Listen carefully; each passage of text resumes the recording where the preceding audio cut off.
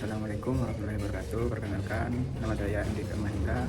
Pada kesempatan kali ini, saya akan mempresentasikan materi mengenai transformasi kegagalan menjadi loyalitas strategis dalam pemulihan layanan.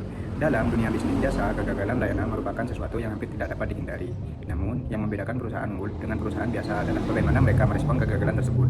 Jika ditangani dengan tepat, kegagalan justru dapat menjadi peluang untuk membangun loyalitas pelanggan yang lebih kuat. Genealogi kualitas layanan, gap model. Mari kita mulai dari konsep dasar kualitas layanan menurut Parasuraman, Zaitam, dan Berry. Pelanggan menilai kualitas layanan berdasarkan perbandingan antara harapan dan pengalaman yang mereka terima. Jika pengalaman yang diterima lebih baik dari harapan, maka pelanggan akan merasa puas. Sebaliknya, jika pengalaman berada di bawah harapan, maka muncul ketidakpuasan. Salah satu sumber utama kegagalan layanan adalah gap 3 atau delivery gap, yaitu kesenjangan antara standar layanan yang telah ditetapkan perusahaan dengan pelaksanaan layanan di lapangan. Penyebabnya dapat berupa kurangnya pelatihan karyawan, konflik peran, ataupun gangguan teknologi. Ketika gap ini terjadi, perusahaan perlu melakukan pemulihan layanan secara cepat agar kepercayaan pelanggan tetap terjaga. Dimensi Cervequal Model Rater. Untuk mengukur kualitas layanan, digunakan model Cervequal yang terdiri dari 5 dimensi atau dikenal dengan singkatan Rater.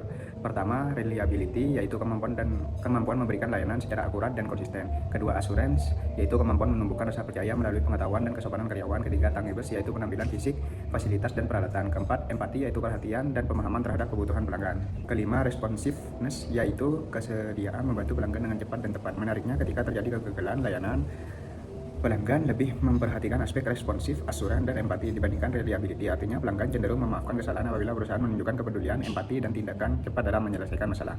Anatomi kegagalan layanan. Selanjutnya, kita membahas jenis-jenis kegagalan layanan. Kegagalan layanan terjadi ketika kinerja yang dirasakan pelanggan berada di bawah ekspektasi minimum mereka. Terdapat 3 bentuk utama kegagalan layanan. Yang pertama, ada kegagalan sistem inti, seperti keterlambatan layanan, gangguan jaringan, atau kesalahan penagihan. Yang kedua, ada kegagalan interaksi, misalnya karyawan bersikap tidak sopan, atau kurang kompeten, dan tidak memberikan penjelasan yang memadai.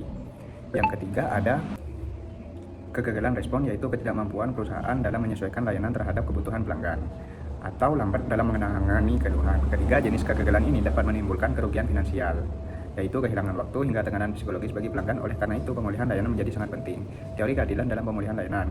Keberhasilan pemulihan layanan sangat dipengaruhi oleh persepsi keadilan pelanggan. Terdapat 3 bentuk keadilan yang harus diperhatikan. Pertama, keadilan distributif, yaitu apakah kompensasi yang diberikan sesuai dengan kerugian yang dialami pelanggan. Kedua, keadilan prosedural, yaitu apakah proses penyelesaian masalah berlangsung cepat, mudah, dan tidak berbelit-belit. Ketiga, keadilan interaksional, yaitu bagaimana sikap perusahaan saat berinteraksi dengan pelanggan, termasuk kesopanan, kejujuran, dan empati.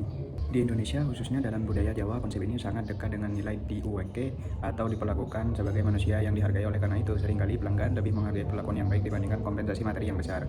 Bab 5, Service Recovery Paradox. Selanjutnya, kita masuk ke konsep Service Recovery Paradox atau SRP.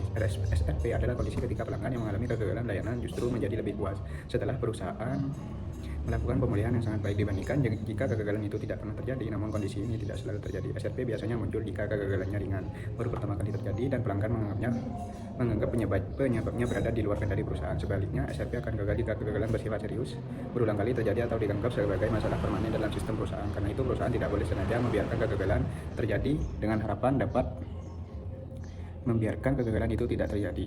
Memperoleh efek SRP, fokus utama tetap harus pada pencegahan kegagalan sejak awal. Implementasi program pemulihan dan peran teknologi. Agar pemulihan layanan berjalan efektif, perusahaan perlu melakukan transformasi secara menyeluruh. Ada 4 faktor penting yang harus diperhatikan. Pertama, komitmen dari pimpinan. Kedua, sistem deteksi masalah secara real time. Ketiga, pemberdayaan karyawan lini depan agar mampu mengambil keputusan cepat. Keempat, tidak lanjut yang konsisten setelah masalah terselesaikan. Dalam era digital, teknologi seperti AI dan chatbot sangat membantu untuk menangani masalah teknis yang sederhana dan membutuhkan solusi cepat. Namun, ketika pelanggan mengalami kerugian emosional atau merasa kecewa secara mendalam, interaksi manusia tetap tidak tergantikan, karena hanya manusia yang mampu menunjukkan empati dan dukungan emosional secara tulus. Kesimpulannya, sebagai penutup, terdapat 4 rekomendasi utama dalam membangun loyalitas pelanggan melalui pemulihan layanan. Pertama, mengubah paradigma dari sekedar menangani keluhan menjadi strategi pemulihan yang proaktif. Kedua, berinvestasi pada pengembangan sumber daya ke manusia, terutama dalam kemampuan empati dalam penyelesaian konflik. Ketiga, memperkenalkan kegagalan layanan untuk memperbaiki sistem secara berkelanjutan. Mungkin itu saja yang bisa dapat saya sampaikan. Kurang lebihnya mohon maaf. Terima kasih. Assalamualaikum warahmatullahi wabarakatuh.